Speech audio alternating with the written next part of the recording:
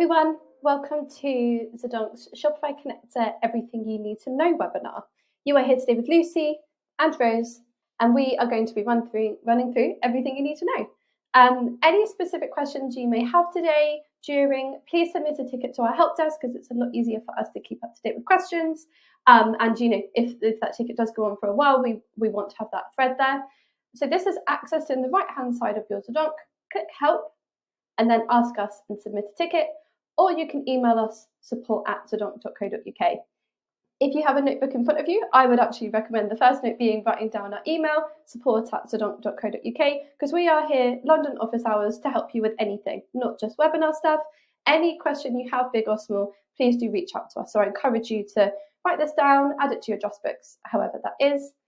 So the next important bit of information you need to know is that all our webinars are recorded. So they will also be uploaded to Zedonkopedia afterwards, and they're uploaded through YouTube. So it means that you can replay them at a slower or faster rate, and closed captions can also be available. So if we talk too fast, then you can basically have it written for you, and everyone learns differently, whether you want to watch us do it, you want to read us do it.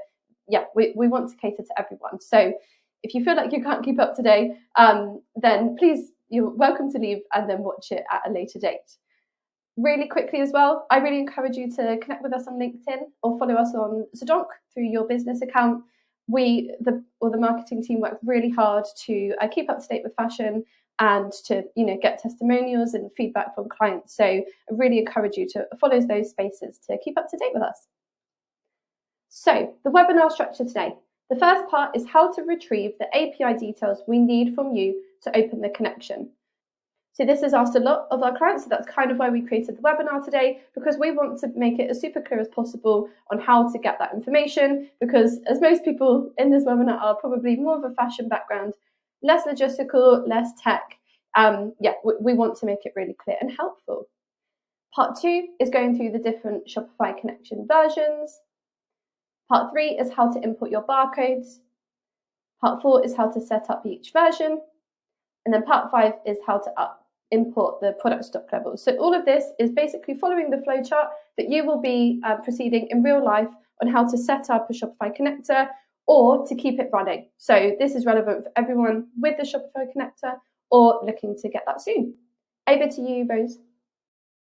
So before we can set up the connector in your system, we will need you to grab your API details for us from your Shopify account. This can be done in a couple of minutes. And once we have these from you, we can usually have your connector up and running within a few days. So in your Shopify account, the first thing you're going to go to is your settings. Once you're here, you will see the URL of your Shopify website in the top left. That's the first thing we need from you. Next, you're going to go to Apps and Sales Channels, click Develop Apps, and allow Custom App Development. Then you're going to go to Create an App. You're going to call it Zedonk, really simple, create the app. Here we go. And then go to, at the top, Configuration, click Configure. And this next step really, if you just sort of scroll down all of these access scopes, these are API access scopes, just copy exactly what I'm doing on the screen here. We do also have a full list of what you need to tick in the Zedonkopedia article. So just as an overview, this is basically giving the app permissions in your Shopify.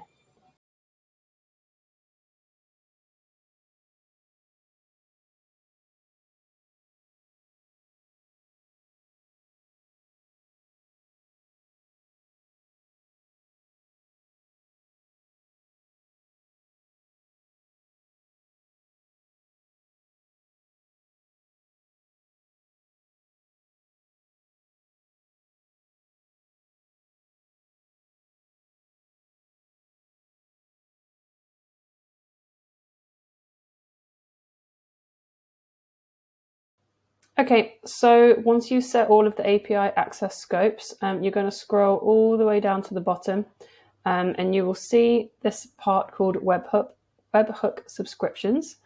Just click the one that is tagged with latest in the list there. And once you've done that, you can save.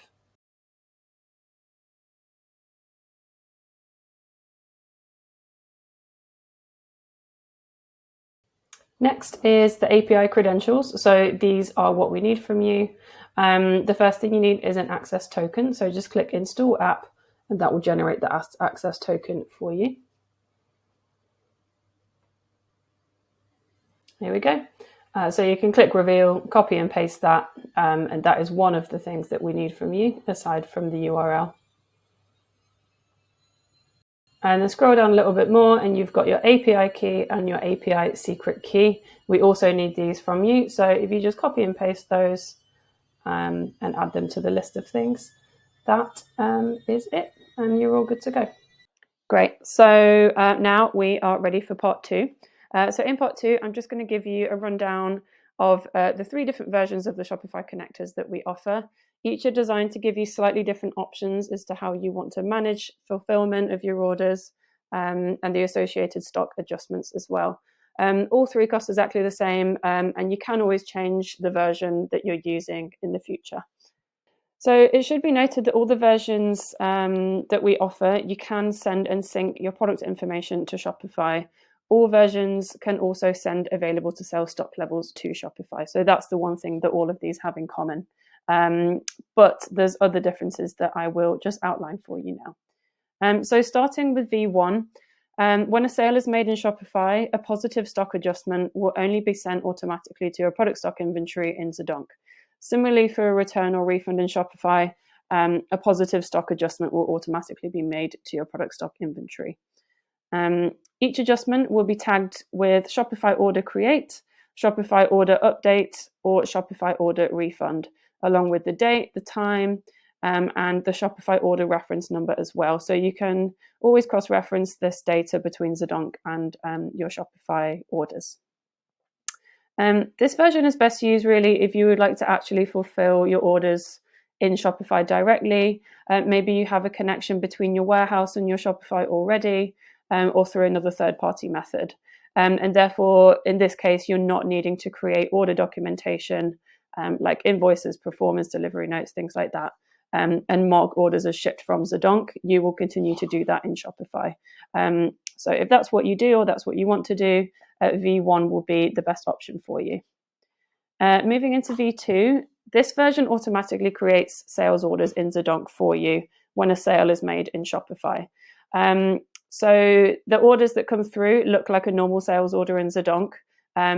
They will contain your customer name and address, order totals, and again, your Shopify order reference as well. However, with this connector version, no stock adjustments will be sent automatically from Shopify to Zedonk. Only the sales order will be imported into Zedonk when you make a sale in Shopify. So because of this version is usually best if you'd like to fulfill your sales orders in Zedonk, as you can choose to automatically create delivery notes and invoices when the sales order comes into Zedonk. And you can also mark orders as shipped, and your stock will be then adjusted accordingly in Zedonk, just like with a normal B2B sales order in Zedonk. So if you're used to using those, you'll know what that process entails. And yeah, if you'd like to fulfill your Shopify orders in the same way in Zedonk, then that will be the best option for you. So finally, with V3, you can choose to automatically essentially import both stock adjustments and the sales orders as well. So it's kind of a mixture between V1 and V2. This version can be useful if you'd like to fulfill your orders outside of Zedonk still, but you would still also like to have records of the orders in Zedonk as well. So obviously it will bring through things like the addresses, the totals, customer details for reporting purposes. So this version, because of this, does require you to use 2 separate seasons, one to handle your stock adjustments and the other one to handle and house your sales orders. Cool. So in part 3A, we are going to go through how to import and export barcodes to match Shopify. So the only way for Zedonk and Shopify to communicate on products is through the barcode number. So the 2 different tasks that communicate products between Zedonk and Shopify is either the products export task, and this is specifically if you want Zedonk to push products and their barcodes to Shopify, whereas the product ID sync task is for Zedonk to connect products created separately in each system. In either of those scenarios, you must have all barcodes entered into Zedonk to connect successfully. So it's best to do it at the start of setting it up. So there are two different ways to get barcodes into Zedonk. If you are in a situation where you have already assigned barcodes to products, specifically if you've purchased them from GS1, then you will need to use the data import. If you're in a situation where you have purchased barcodes from GS1, but they have not yet been assigned to products, you can enter that barcode range into Zedonk and it will do the rest of the work for you. So let's delve into them a bit further. So the data import. So if you have, for any reason, assigned barcode numbers to products before this point in time, you will need to use the data import to ensure the data in Zedonk matches the current real-life scenario, because outside of the system, you have already assigned barcode numbers to products. So we will run through this now, but just if you want to take a screenshot of the steps, this is much more simply put. But let's go over to Zedonk. So here we are in my barcodes module. So little navigation. If you have not been in here before, you've kind of maybe purchased it just to get the Shopify connection. We have all of the products listed and the barcodes, if they have been assigned, are already in here. You can see per season because maybe you just want to look directly, or you can select all seasons, which I have done. So the first step of the data import is going to the settings area. In the settings area, I will need to assign the generation method to be manual. And also, I want to select the barcode type. So that's EAN or UPC. If you've purchased on GS1, you should definitely be familiar with which one you've purchased. If you are a bit confused, just reach out to the help desk and we can help you further. But let's save that for now as the generation method of manual. Brilliant. Then I want to go back to the barcodes module. And from this drop down at the top, I want to go to data import. And first of all, I'm just going to download the template before I get familiar with everything else going. So I've downloaded that. So the mandatory columns of this import are product ID, size, and barcode. Currently, I've set mine to EANs. And there's also a few different rules here that will be done. But most importantly, the maximum amount of rows is 5,000. Great, so let's open up that barcode template. Great, so we have now got the template open. So you can see those columns have been downloaded for me. So there are a few different ways to get this information of product ID and size out of Zedonk. I would say that the quickest way is to go into the barcodes module again. You can, let's just see if I have some empty barcodes. Yeah, great. So you can select the different products that you want to export. So let's just work with this product for now. And I can click on the action menu over here and export CSV. Great, so we can see that that's open as well. So as you see, there's the columns that we need. We've got product ID, we've got size, and we've got barcode, which are needed for that import. So you could either delete these columns that we don't need, which were active, withdrawn, and description. And this could basically now be our template for the import. Or you can copy and paste this information over to the other template that we have, which I will do just for good practice. There we go. So product IDs are in, and the size. Just resize those columns. Brilliant. Then I can use my GS1 barcodes and enter them in here. I saved mine to a sticky earlier, so let's copy and paste this in. So if your barcodes ever look like that in Excel or numbers or something, you just need to change the view method to number, get rid of the zeros, and then let's drag these down. There we go. And then that is my range. So that is my complete template that I can import back into Zedonk. So let's save that and get it into Zedonk. So select file, I want template 3. Click next. And then we've got the column headers that it will accept. Those are the 3 that we want. And there we go. So sorry, you can ignore, if it ever has blank, it's just picking up blank data. So you can just ignore those columns.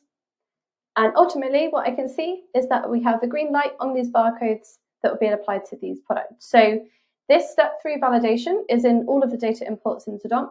And this is basically the last step that Zedonk is pushing you to check that the data you're importing is exactly what you want it to be. And there we go. I'm happy with that, so I'm going to import. And if I go back now, we will see that the Sarah blouse has the barcodes that we assigned to it. So that is the bulk import. So just to recap, you need to change the generation method to manual, download the template, download your product ID and sizes, enter the barcode numbers into the file, and upload it into Zedonk. Hopefully pretty simple. Any questions on it, always reach out to us. Then the other option is if you have not yet assigned barcode numbers to the products in real life terms, then you can enter a range, purchase from GS1 or not, into Zedonk. So the way we would do that would be going back to our settings, and we would want to change that generation method to sequential. You can do random, but I think sequential just makes sense in terms of organization. And then you want to enter that range. So this is the one I have taken from unreal terms of GS1. So you can make this up, or if you purchase them, then you will enter that one. And then the last step is making sure that the season is ticked that you would like to apply barcodes to. So this could be a new season that I've created with products in, or it can be a season which I have added products to that was already ticked. But I just want to make sure that it is ticked to make sure that numbers are going to apply. So then I hit save. Zedonk will want me to confirm, it knows what I'm doing and I'm confident, so click yes. Then if I go to my consignment season, just as an example, I will see that the barcode numbers have been inputted from the range that I entered. Cool. So that is that method. So just to recap, you have to change the generation method in barcode settings to sequential, enter the range that you have purchased or decided, and then tick the seasons you would like to apply that to. So yeah, this is just recapping that you can either do it from GS1 or make them up yourselves. You might be wondering what GS1 means. If you aren't familiar, just to explain really quickly, GS1 is the provider of globally unique barcodes. So if you have a customer which is going to be, taking in products from all over the world, they will want globally unique barcodes. But if you do not have customers like that, then you are fine to do the barcodes yourselves. They will let you know that they need that. So now that they're in Zedonk, you might need to get them over to Shopify if you are new to Shopify. So as we did before, you will go to barcodes module, select all seasons that you want to connect between Zedonk and Shopify, select all the products in the seasons that you've selected, and then from the actions menu, export CSV. That will produce a document for you, like we did earlier, to manipulate however is needed to then import that into Shopify. I don't have visibility on that, as I only work for Zedonk, but that is that method. All right, so in part 4 now, we're going to run through how you will set up each version of the connector. There are a few different settings to cover here, and all of them really just help you customize your flow of information between Zedonk and Shopify. So the first thing you'll need to do is set up your catalog in your connectors area. This applies to all versions of the connector, and the catalog's purpose essentially is to help you manage exactly which products you are linking to your Shopify store and which you are not.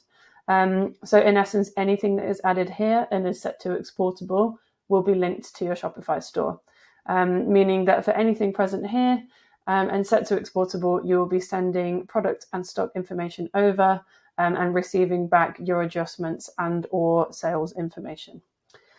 So let's jump into my test system and I'll just explain a little bit more about what I mean.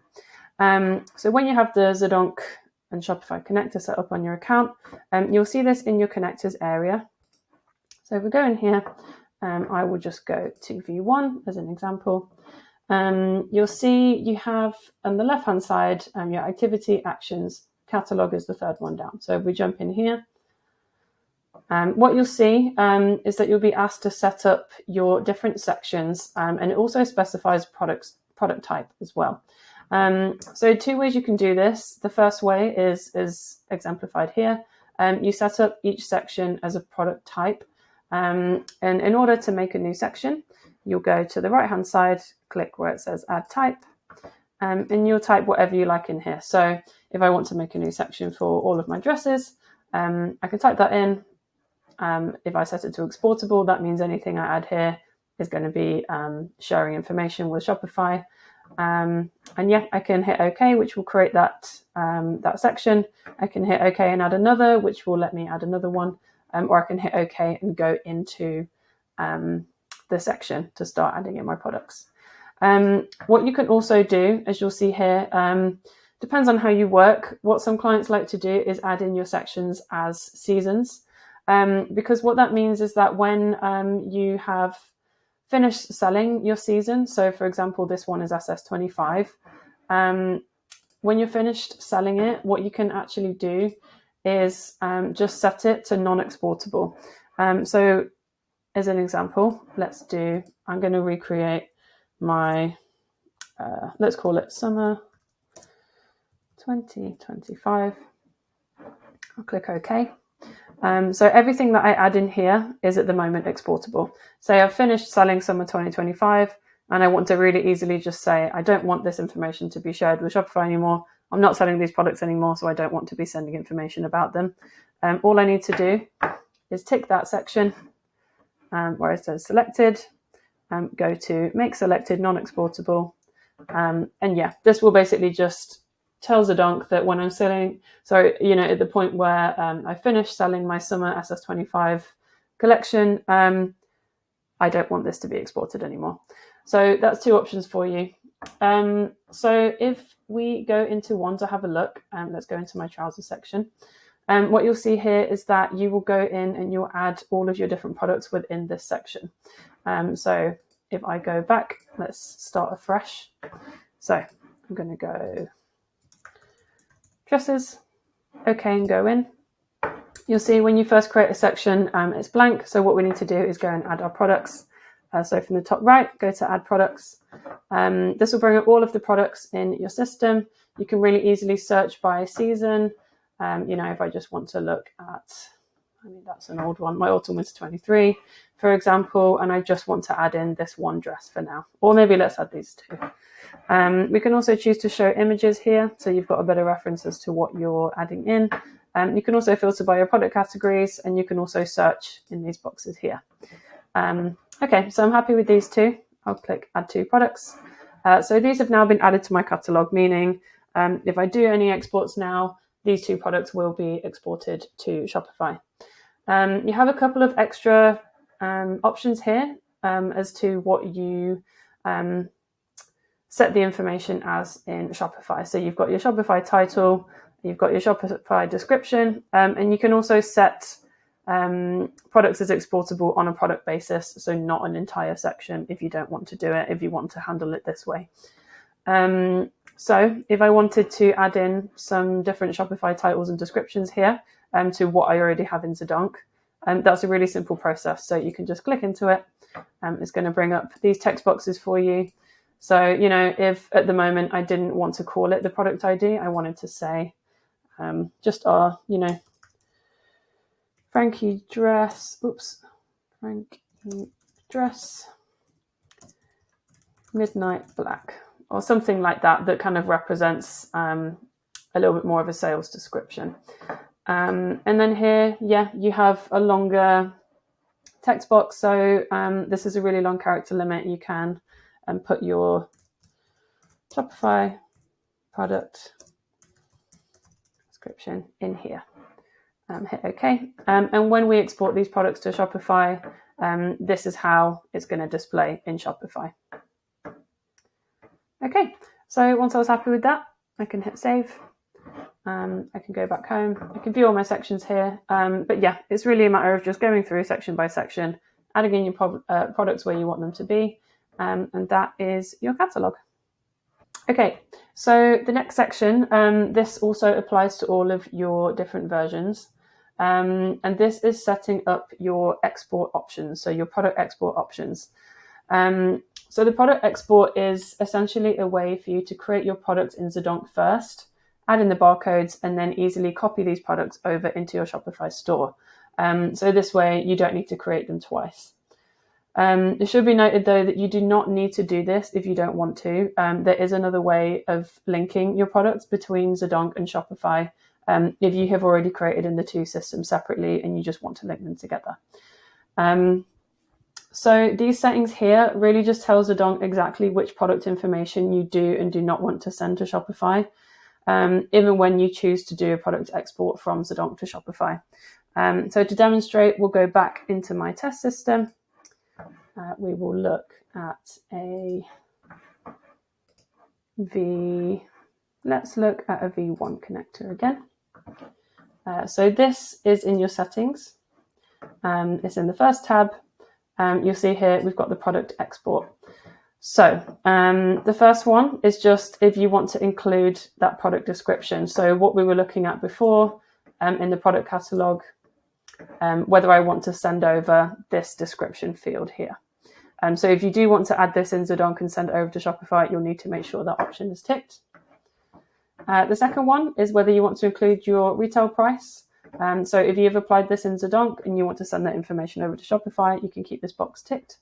You also have the option to include a markdown price, which you can assign to each of your products in the catalog. And you can really easily use those whenever you have a sale in Shopify. So if you want to do that, you'll have that ticked as well. Next one is your ATS stock levels. So this is your available stock level. So essentially in your product stock inventory, let's cancel and we'll go and have a look. In product stock inventory, your ATS stock level is essentially the level that is shown here, available. So yeah, if you want to do a product export with your stock levels from Zedonk, these are the levels that are going to be sent over. Okay, so the next one is your cost. So again, this is basically an option for you to send over your costs logged in Zedonk. So your raw material, your make costs, freight, all that kind of thing. This can be quite useful. It doesn't obviously present to your customers, but if you want to do any reporting in Shopify on your profits and things like that, obviously you will need to send over your costs into Shopify as well. Next one is product images. So if this is ticked, it will send over image 1 from your product costings in Shopify. It can be quite useful as a reference point. So even when you, if you do a product export, it will go over with the image of that product. And of course, then once the products are in Shopify, you can go back and add in larger multiple images as you would normally in your Shopify store. But yeah, it is a good point of reference for you when you're doing that. The last one is what you would like to set your Shopify SKU to. You can keep it as nothing, but again, just to make your life a little bit easier, you can also set it to the barcode, style, fabric, color, size, style and size, style, color and size, or the style and size as well. So whichever you prefer there, you can select. Let's go for something like this. Okay, so that is your product export settings. So once they were entered, you just go and hit save. Okay, so next, this also applies to all Shopify Connector versions. The next setting to look at is your season settings in the connector. So these settings really just tell Zedonk exactly which seasons you want to export and import data from. Note that you can have different actions and different information coming and importing into different seasons in Zedonk. So again, let's just jump over to my test system and I will explain further. So what you'll notice, so we're looking at V1 here. We've got our full season list shown here. And you can choose which one you would like to export these 3 bits of information from and import adjustments as well. So you can choose which one you'd like to export your price from. This can be your main season. So if I wanted to export my prices from the main season that I was working in at the time, or if you are managing your ecom in a separate season, of course, you might also want to just export the price from your ecom season. The next one is your available to sell stock level. So again, this can be either from your main season that you're working in, if you are keeping all of your wholesale and ecom stock in one place, that's absolutely fine. You can do that. Otherwise, again, if you're managing your ecom products and stock levels within one ecom season, you can export your available to sell stock levels from there. And you can also choose where those sales adjustments get imported to. So usually, of course, you would be exporting your ATS and importing them into the same season. So for this example, I will just have all of those three ticked. And once you're happy with that, you'll click Save. Okay, so the next setting only applies to V2 and V3 connectors. Reason being that these settings apply to your sales order import. So V1, because it doesn't import sales orders into Zedonk, these settings will not apply if you're using V1. So the setting here really just defines how those sales orders actually come into Zedonk. So yeah, again, it's easier for me to demonstrate my test system. So let's jump over there and have a look. So for this one, I'm not going to be looking at a V1 connector. I'm going to be looking at, let's look at a V3. We'll go to our settings again. And here we'll see we have the sales order import settings showing up now. So the first thing you'll notice is it says customer. So these are the sales orders that the connector has been making for me. And you'll see that they come through with the customer Shopify, and the type is retail. So what you'll need to do when you're setting up your connector is create this customer called Shopify. So works as normal. We'll just go to customers. You can see I've made a few test ones here. So very simply, you'll go to new customer and create your new customer called Shopify. So I guess something important to note here is that the settings that you apply for this customer, so things like bank details, payment details, this is what is going to be shown on the sales order documentation that you make in Zedonk for these Shopify orders. So just make sure that all of this information here is relating to your ecom orders. Okay, so let's cancel and go back. There's a few more things I want to show you about these sales orders from Shopify. So the customer will be Shopify when it imports, but you'll have all the other information that you need specific to that order. So you'll have the date, the country where the customer is based, the order total as well, that will pull directly from Shopify, and again, your Shopify order reference. So again, you can sort of cross-reference these sales orders with the ones that you have in Shopify. And also, if we go into one of these orders, let's have a little look at this one, for example. You'll see that the delivery addresses and the accounts addresses will again be pulled directly from Shopify. So these will be your actual customer delivery addresses, contact information, email, etc. So let's go back to the settings, and hopefully these will now make a little bit more sense to you, so you'll know what those orders are looking like. So once you've created that Shopify customer, you'll select it here, and that will tell Zedonk which customer the sales order imports will display as. Next one is the season. So this is just asking you which season you want to import these sales orders into.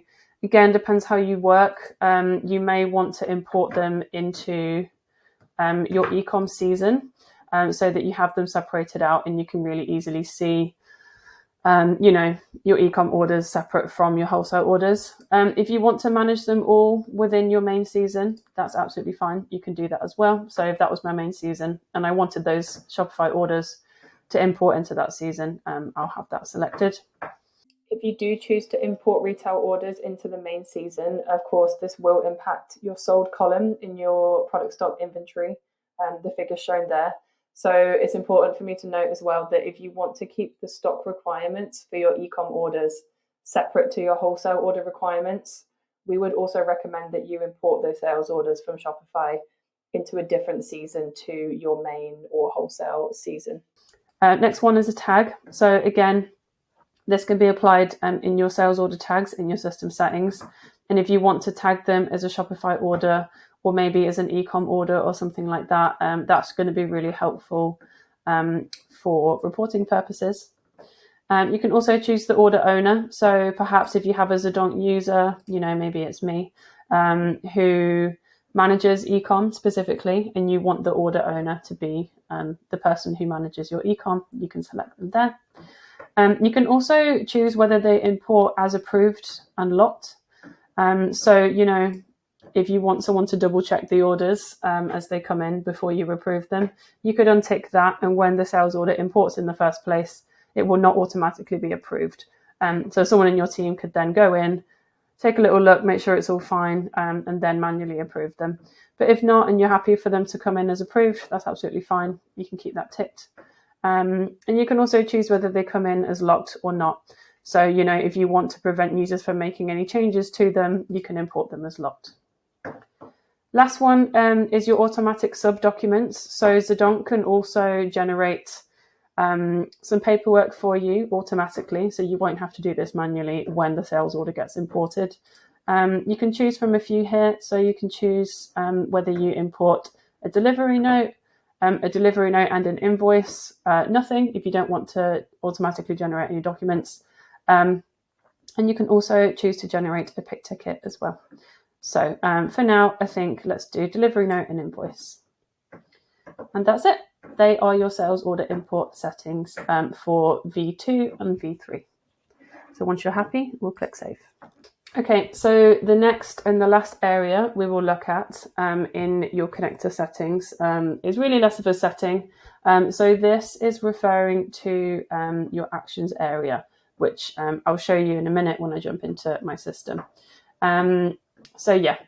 This basically allows you to manually trigger various export and syncing actions, as well as telling you your history, what's been successful, and if anything has errored as well. The first action is your product export. So that's the one at the top there. As we looked at before, clicking this basically tells Zedonk to copy over products from your Zedonk system into your Shopify system. Only products in your catalog set to exportable and contained in those selected seasons in your settings will be sent over when you click this. If they don't exist in Shopify yet, clicking this button will tell Zedonk to create them in Shopify. And if they do exist and they do have matching barcodes between Zedonk and Shopify, clicking this button will essentially tell Zedonk to overwrite the information that you have in Shopify. So this action can also be used if you do a product export into Shopify, you then change something in Zedonk, and you want to update the information again in Shopify. This button can also be used to update that information. Next one down that you'll see here is the product ID sync. So this action can be used to create a link between existing products in Shopify and in Zedonk. So if you have created the product in Shopify and Zedonk separately and now want to link them together, you'll apply matching barcodes to them in Zedonk and in Shopify first. And then when you click this button, they will be linked together. So information on the stock levels and the sales, once you've linked the products together using this button, can then be shared between the two systems. So, you can then start receiving those stock adjustments and things like that. So the next one you'll see in the list is the stock export. Exactly as it says here, when you click this button, your stock levels from Zedonk will be sent over to Shopify. This action will overwrite the existing levels in Shopify. So it's really important to note that before you click this button, you need to make sure that your ATS stock levels in Zedonk are correct to your real life stock levels, as Lucy explained earlier. So hopefully that's all fairly clear now. So the last action here that you'll see at the bottom in red is the product CSV download. This CSV can be seen as your master file for the product information that is linked to Shopify currently from Zedonk. This file can also be used for troubleshooting the linkage between the two systems. So if you receive any errors and we want to find out why something is erroring, we can often look at that document to figure out what is not matching up. And that is it. So that is all of your settings that you will need to add in before you can start using the connector. In terms of actioning these, these different actions in the connector area, let's jump back into my test system and have a little look. So yeah, this is the actions area here. So you're probably wondering what order you'll need to do these in, and it really depends on what you're trying to achieve here.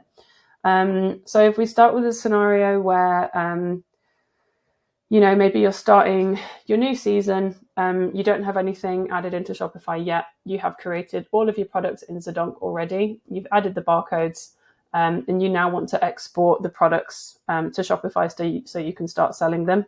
The first thing you'll do is come in here and just click this button. This will send over your ATS and your price into Shopify. Once that's done, what you would then do is a stock export. So again, you'll make sure that your levels in Zedonk are up to date and correct.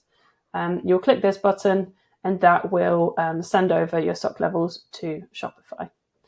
Now, in the case where, as I said, maybe you're mid-season, but you're just starting to use the Shopify connector, so you already have all of the products and all of the barcodes added in Shopify and in Zedonk separately, but they're not linked together yet. The first action that you want to do instead of the product export is the product ID sync. So again, you'll click this button, that will action, you'll see here, the sync to begin. So you'll see exactly what is happening as they are happening. And then once that had completed and was successful, the link would have been created between your products in Zedonk and in Shopify. And then again, you'd be ready to action that stock export by clicking that button here. The last thing to mention on these tasks is that we actually recommend that if you think at the moment that you would like to use the product ID sync process only, if you think that might be the process for you, what we can actually do is remove the product export task altogether from this area, just to make sure that it's never accidentally triggered by one of your users. And we can also set a schedule for product ID syncs and stock exports if you'd like us to. So if you choose that you don't want to manually press this button every time, we can set a schedule for you, and it will be done as an automatic process.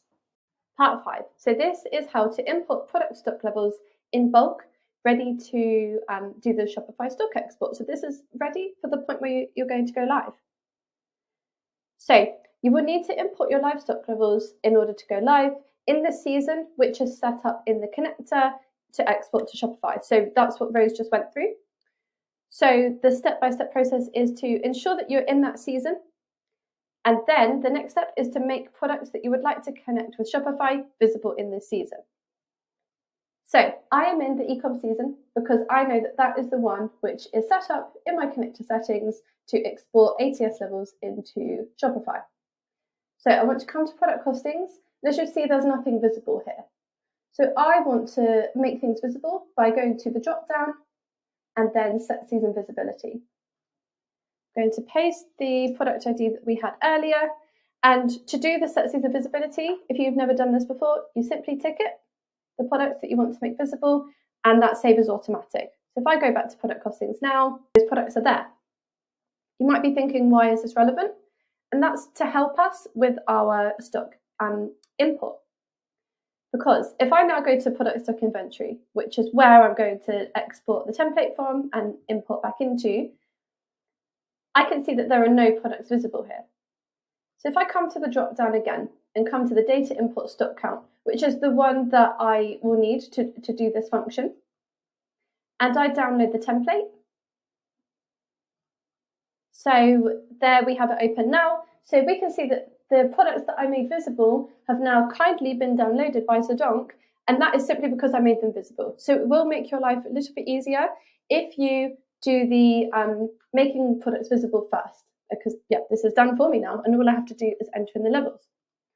So just to quickly go back and look at the mandatory columns. So I must either have product ID size, stock count as my mandatory columns, or barcode and stock count. So it's completely up to you which of these columns you use. ultimately I know that I can delete this column and also closing, because I don't have that at the moment, but this is the one that I need to enter information into. So I'm also going to delete product ID and size because I just want to work with barcode. And then I enter in the stock count that I have for the products. So I'm just, of course, picking at random, but you can enter in what you have counted or what the warehouse or stockroom have told you that they have. Adjustment description, this is completely optional. I would recommend, if this is your go live with Shopify data, to enter in go live Shopify figure. Cool. So that would need to be dragged down for all of the ones that you're entering in for, or you can rephrase this, to whatever works for you. Brilliant. And I will save that. Go back to Zedonk and import it. So that was file template 12. And click next. Again, as I said earlier, step 2 is confirming column. So I have to download the template, so I'm not going to have anything wrong there.